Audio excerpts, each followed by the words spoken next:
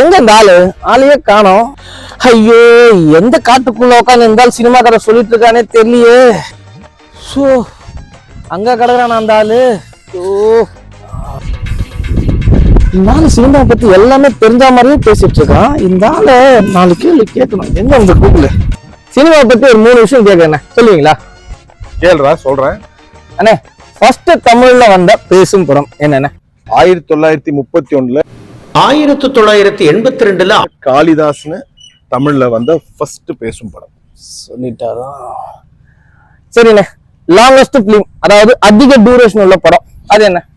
தமிழ்ல வந்து தவமாய் தவம் இருந்துன்னு. ஒரே ஒரு ஊருக்குள்ளே ஒரே ஒரு அம்மா அப்பா.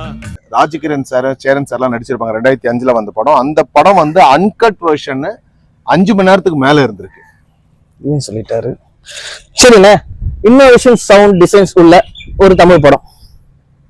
இன்னோவேட்டிவ் சவுண்ட் டிசைன்ல பார்த்தனா விக்ரம் வேதா வந்து இன்னோவேட்டிவான சவுண்ட் டிசைன் உள்ள ஒரு படம்.